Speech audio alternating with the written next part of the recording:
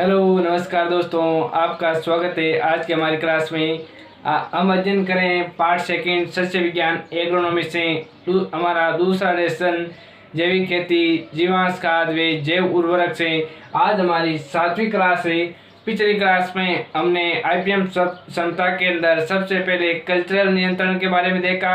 उसके बाद हम बात कर रहे थे यांत्रिक नियंत्रण के बारे में और हमारा लास्ट पॉइंट था प्रकाश प्रपंच।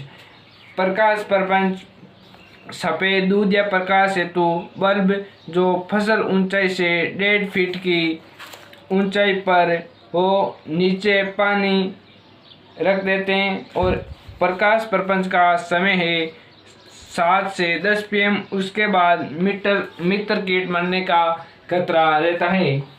और प्रकाश प्रपंच से अगला हमारा पॉइंट है फेरोमोन ट्रैप। कौन सा trap? Pheromone trap. Pheromone trap का उपयोग कैसे होता है? तो ये एक कार्बनिक रसायन गंध प्रपंच है। गंध से आकर्षित नर पतंगे ट्रैप में आकर फंस जाती है। ये क्या है? फेरोमोन ट्रैप एक रासायनिक गंध युक्त पदार्थ है जिसमें नर पतंगे आकर फंस जाते हैं। 5 से 7 ट्रैप प्रति हेक्टेयर काम में लेते हैं। कितने ट्रैप काम में लेते हैं? तो 5 से 7 ट्रैप प्रति हेक्टेयर काम में लें तथा ट्रैप का ल्यूर 15 दिन में बदलें। 5 से 7 ट्रैप प्रति हेक्टेयर काम में लें और 15 दिन में ट्रैप का ल्यूर बदलें। यह केवल नर पतंगों को ही आकर्षित करता है। इसमें ऐसी रासायनिक गंध होती है जो केवल नर पतंगों को ही आकर्षित करती है। अब है संबंधित फेरोमोन ट्रैप से संबंधित कीट फसल में उसके उपयोग में कौन सा फेरोमोन ट्रैप काम में लिया जाता है। सबसे पहला कीट है बॉम्बैक्स मोरई, जिसे लाख कीट के नाम से जाना जाता है। लाख कीट का वैज्ञानिक नाम क्या है? बॉम्बैक्स मोरई। और फसल है लाख और इसका फेरोमोन ट्रैप है बॉम्बिकॉल फर्स्ट फेरोमोन 1959। बॉम्बिकॉल फर्स्ट फेरोमोन कौन सा कॉल? बॉम्बिकॉल फर्स्ट फेरोमोन 1959 किसके लिए? बॉम्बैक्स मोरई लाख कीट के लिए और फसल लाख। अगला है हेलिकोर्पा आर्मीजेरा। हेलिकोर्पा आर्मीजेरा इसे अमेरिकन बॉलवर्म भी कहते हैं। हेलिकोर्पा आर्मीजेरा क्या कहते हैं? American bollworm. इसमें फसल आती है चना, कपास और सूरजमुखी और इसका फेरोमोन ट्रैप है हेलिलूर। इसका फेरोमोन ट्रैप कौन सा है? हेलिलूर। इसका तो हेलिकोर्पा आर्मीजेरा का। और इसमें फसल कौन सी आती है? चना, कपास और सूरजमुखी। एक नोट लगाकर दूसरा है फेरोमोन ट्रैप है ग्रैंडलूर और फसल है कपास और कीट है वेब विविल कीट। तो संबंधित कीट कौन सा है? तो वो है वेब विविल कीट और फसल है कपास और उसका फेरोमोन ट्रैप है ग्रैंडलूर। कौन सा लूर? ग्रैंडलूर। ये है हेलिलूर, ये है ग्रैंडलूर। ये भी कपास की फसल में काम आता है और ये भी कपास की फसल में काम आता है। अगला हमारा संबंधित कीट है गुलाबी सुंडी, जिसे पिंक बॉलवर्म भी कहते हैं और इसकी फसल है कपास। तो गुलाबी सुंडी या पिंक बॉलवर्म किस फसल का संबंधित कीट है? तो वो एक कपास है और इसका फेरोमोन ट्रैप है गोसिप्यूर व हेक्सालूर। एक तो है गोसिप्यूर व दूसरा है हेक्सालूर। पहला है गोसिप्यूर, दूसरा है हेक्सालूर। अगला हमारा चौथा संबंधित कीट है सफेद लट या व्हाइट ग्रब का भृंग। सफेद लट का भृंग या व्हाइट ग्रब का भृंग और इसके संबंधित फसल है मूंगफली व बाजरा। मूंगफली व बाजरा में कौन सा कीट होता है? तो सफेद लट होती है, व्हाइट ग्रब होता है और इसका फेरोमोन ट्रैप है एनिसोल। कौन सा सोल? एनिसोल। ये थी हमारा दूसरा पॉइंट कल्चरल यांत्रिक नियंत्रण। और आज हमारा तीसरा पॉइंट है भौतिक नियंत्रण। भौतिक नियंत्रण का प्रयोग कैसे करते हैं? तो सबसे पहला भौतिक नियंत्रण का प्रयोग है गर्म पानी का प्रयोग गेहूं में लूज स्मट व गन्ने में लाल सड़न हेतु किया जाता है। तो गर्म पानी का प्रयोग किस में किया जाता है? एक तो गेहूं में लूज स्मट के लिए व गन्ने में लाल सड़न हेतु गर्म पानी का प्रयोग किया जाता है। भौतिक नियंत्रण में हमारा दूसरा पॉइंट है गामा किरण CO60। CO की घात कितनी है? 60। गामा किरण CO60 का प्रयोग आम में गुठली का गुण के नियंत्रण हेतु किया जाता है। तीसरा है नमी नियमन हेतु, अनाजों में नमी 10 से 12% रखी जाती है। अगला है फ्लेम थ्रोवर का प्रयोग पश्चिमी राजस्थान में टीडी नियंत्रण हेतु किया जाता है। अगला है वाष्प तार उपचार भौतिक नियंत्रण, अगला कौन सा है तो वो है वाष्प तार उपचार VHT, वापर हीट ट्रीटमेंट VHT। इसका कार्य फसलों में सब्जियों के संग्रह हेतु उपयोगी कौन सा है तो वो है VHT, वाष्प तार उपचार VHT, वापर हीट ट्रीटमेंट फसलों में सब्जियों के संग्रह हेतु उपयोगी। तो भौतिक नियंत्रण कौन कौन से हैं? पहला है गर्म पानी का प्रयोग जो गेहूं में लूज स्मट व गन्ने में लाल सड़न हेतु किया जाता है। दूसरा है गामा किरण CO60 का प्रयोग आम में गुठली का गुण के नियंत्रण हेतु किया जाता है। अगला भौतिक नियंत्रण है नमी नियमन हेतु अनाजों में 10 से 12% नमी रखी जाती है। अगला भौतिक नियंत्रण है फ्लेम थ्रोवर का प्रयोग पश्चिम राजस्थान में टीडी नियंत्रण हेतु किया जाता है। वेरी इंपॉर्टेंट लाइन है ये, फ्लेम थ्रोवर किसके काम आता है तो पश्चिम राजस्थान में टीडी नियंत्रण हेतु किया जाता है। अगला भौतिक नियंत्रण है वाष्प तार उपचार VHT, वेपर हीट ट्रीटमेंट, यह फसलों व सब्जियों के संग्रह हेतु उपयोगी है।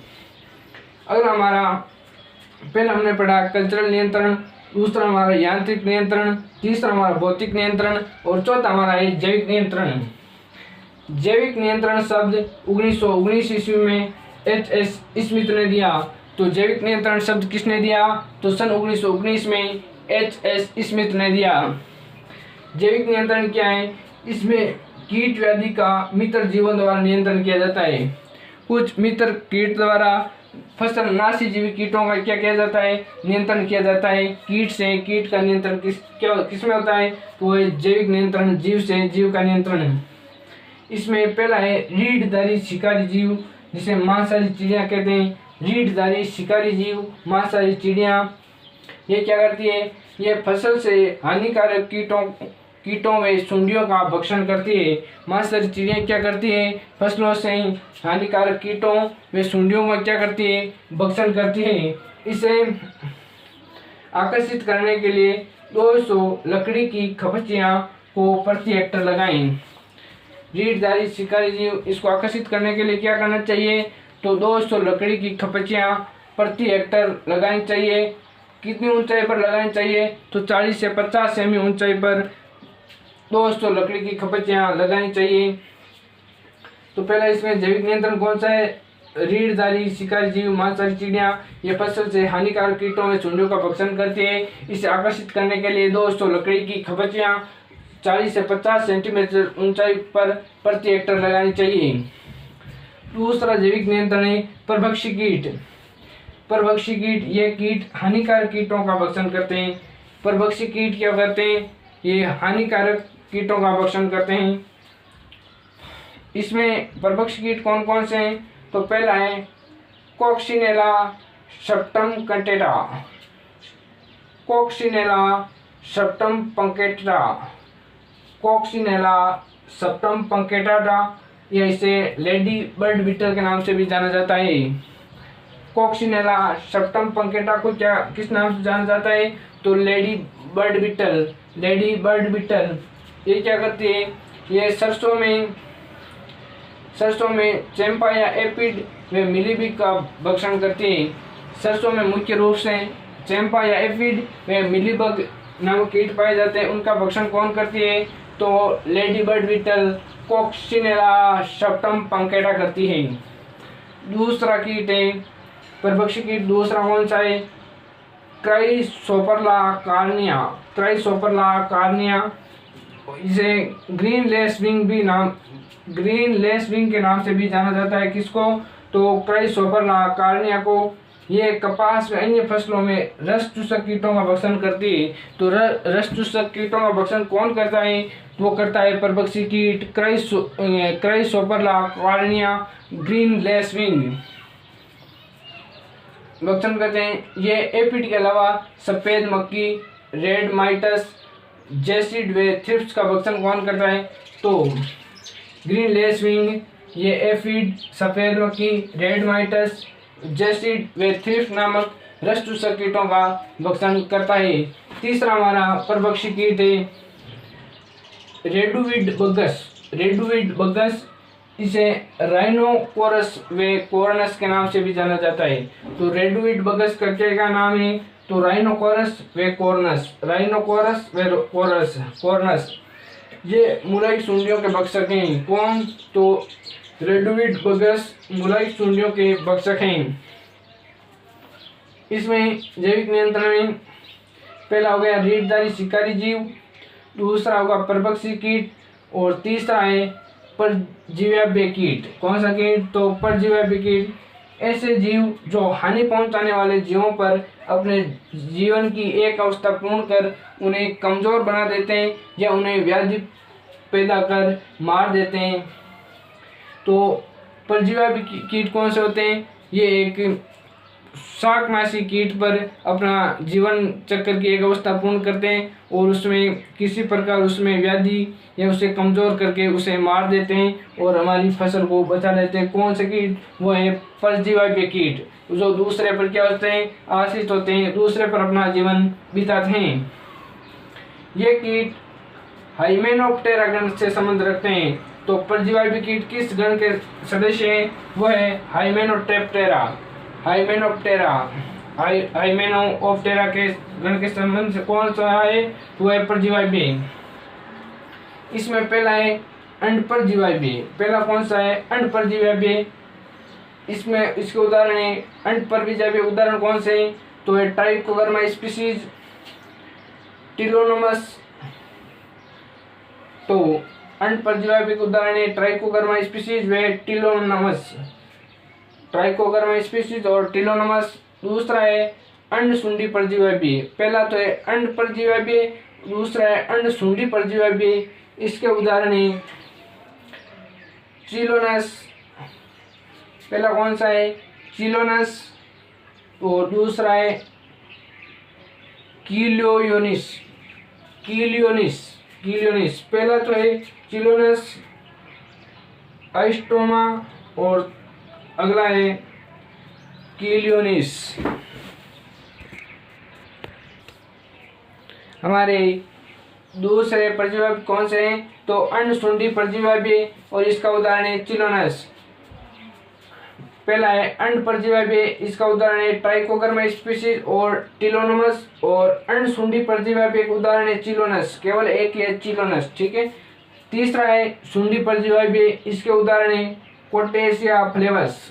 कोटेशिया फ्लेवस किसके हैं? तो सुंडी परजीव्याभ्य के कोटेशिया फ्लेवस, ब्रोकन हेबेटर और कंपोलिक्स कोलिडी और स्टेनोब्रेकन और आइसोटीमा और कीलियोनिस।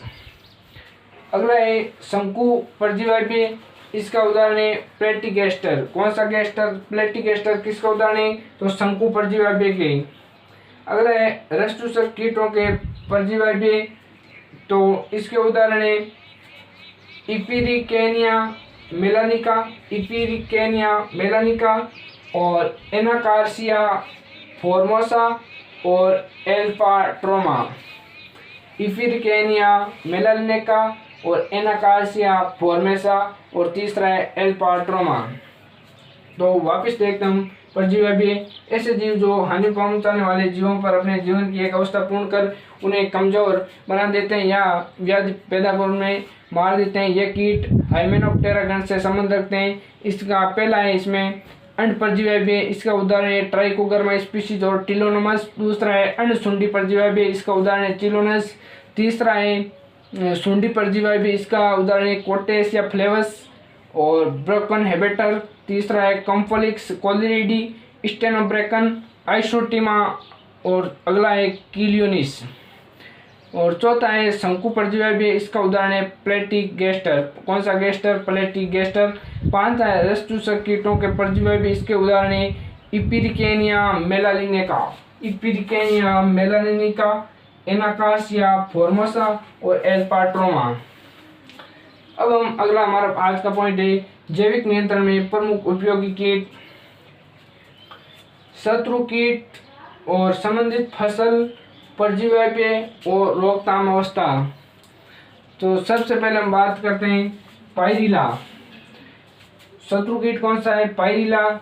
ये गन्ने में और इसका परजीवी भी है इपिरिकेनिया मेलानिकेना, इपिरिकेनिया मेलानिनेका, इपिरिकेनिया मेलानिनेका। और इसकी रोकथाम अवस्था कौन सी है? निम्फ। देख सबसे पहले शत्रु कीट पायरिला, फसल है गन्ना, परजीवी भी है इपिरिकेनिया मेलानिनेका और इसकी रोकथाम अवस्था है निम्फ। दूसरा शत्रु कीट है सफेद मक्खी, इसका वैज्ञानिक नाम है बेमेसिया टेबेसई। बेमेसिया टेबेसई किसका वैज्ञानिक नाम है? तो सफेद मक्खी का। और इसकी फसल है सब्जियां। तो सफेद मक्खी सबसे ज्यादा किससे नुकसान पहुंचाती है? तो सफेद मक्खी सब्जियों को। और इसका परजीवी भी है एनाकार्सिया फॉर्मोसा, एनाकार्सिया फॉर्मोसा। इसकी रोकथाम अवस्था भी कौन सी है? निम्फ। तीसरा है मक्के का तनाछेदक, इसका वैज्ञानिक नाम है चिलोपार्टुलस। मक्के का तनाछेदक का वैज्ञानिक नाम क्या है? तो है चिलोपार्टुलस। और इसकी फसल है मक्का और इसका परजीवी भी है कोटेशिया फ्लेवस। कौन सा फ्लेवस? कोटेशिया फ्लेवस। और इसकी रोकथाम अवस्था है सुंडी या लार्वा। किस अवस्था में इसकी रोकथाम अवस्था है? तो है सुंडी या लार्वा। अगला शत्रु कीट है हेलिकोर्पा आर्मीजेरा। कौन सा कोर्पा? तो हेलिकोर्पा आर्मीजेरा। और ये इसकी संबंधित फसल है चन्ना, सूरजमुखी, कपास, चन्ना, सूरजमुखी और कपास। और इसकी परजीवी कीट है कॉम्पोलेटिस क्लोरिडी, कॉम्पोलेटिस क्लोरिडी। और इसकी रोकथाम अवस्था है सुंडी या लार्वा।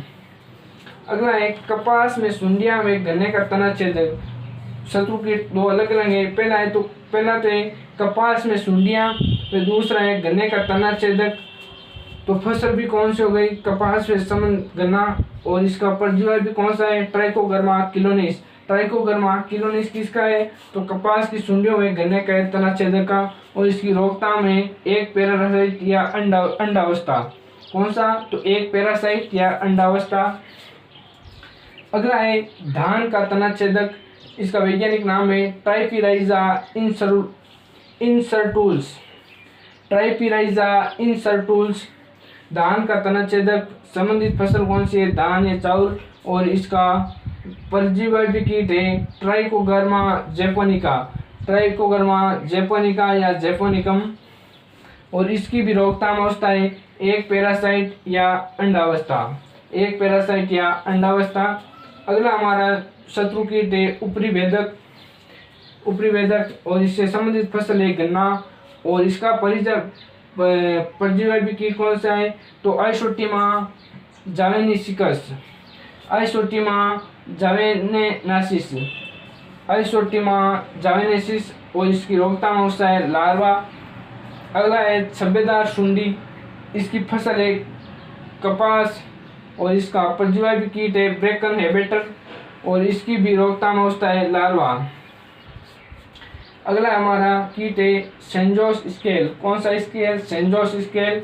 और इसकी संबंधित फसल है सेव। और इसका परजीवी कीट है एनकार्सिया परनिसियोसी, एनकार्सिया परनिसियोसी। और इसकी रोकथाम अवस्था कौन सी है? वो है निम्फ। अगला है वूली एफिड। शत्रु कीट कौन सा है? Woolly aphid. और इसके संबंधित फसल है सेव। और इसका परजीवी कीट है अफेलिनिस मेली, अफेलिनिस मेली। और इसकी रोकथाम अवस्था है निम्फ। एक बार हम वापिस शत्रु कीट फसल परजीवी और रोकथाम अवस्था देखते हैं। वेरी वेरी इंपॉर्टेंट चीज़ें। तो पहला है पायरिला और फसल है गन्ना, परजीवी भी है इपिरिकेनिया मेलानिनेका और इसकी रोकथाम अवस्था है निम्फ। दूसरा है सफ़ेद मक्खी जिसका वैज्ञानिक नाम बेमेसिया टेबेसई, फसल है सब्जियां और इसका परजीवी भी है एनाकार्सिया फॉर्मोसा, रोकथाम अवस्था निम्फ। अगला है मक्का का तनाछेदक, वैज्ञानिक नाम है चिलोपार्टुलस, संबंधित फसल मक्का, परजीवी भी है कोटेशिया फ्लेवस और रोकथाम अवस्था है सुंडी या लार्वा। अगला है हेलिकोर्पा आर्मीजोरा, फसल है चन्ना, सूरजमुखी, कपास और परजीवी कीट है कंपोलेटिस क्लोरिडी और इसकी रोकथाम अवस्था है सुंडी या लार्वा। अगला है कपास में सुंडिया व गन्ने का तनाछेदक, इसकी फसल है कपास व गन्ना और इसका परजीवी भी है ट्राइकोगर्मा किलोनिस, रोकथाम अवस्था है एक पैरासाइट या अंडावस्था। और अगला है धान का तना छेदक ट्राइपिराइजिया इंसर्टुल्स फसल है धान, और इसका वैज्ञानिक नाम इसका परिजीवी कीट है ट्राइकोग्रामा जैपोनिकम और या ट्राइकोग्रामा जैपोनिका, और इसकी भी रोकथाम अवस्था है एक पैरासाइट या अंडा। अगले है ऊपरी वेदक फसल है गन्ना और इसकी परिजीवी कीट है आइसोटिमा जावेनेसिस और फसल है लार्वा। अगला है छब्बेदार सुंडी फसल है कपास और परिजीवी कीट है ब्रेकन हेबेटर और इसकी रोकथाम अवस्था है लार्वा। अगला है सेंजोस स्केल फसल है सेव और इसका परिजीवी कीट है एनकार्सिया परनीसियोसी रोकथाम अवस्था है नीम। अगला है वुली एफिड और फसल है सेव और इसका परिजीवी कीट है अफेनिलस मेली और इसकी रोकथाम अवस्था है नीम। तो दोस्तों ये थी आज की हमारी महत्वपूर्ण क्लास। फिर मिलेंगे हम जैव उर्वरक के अगले क्लास में।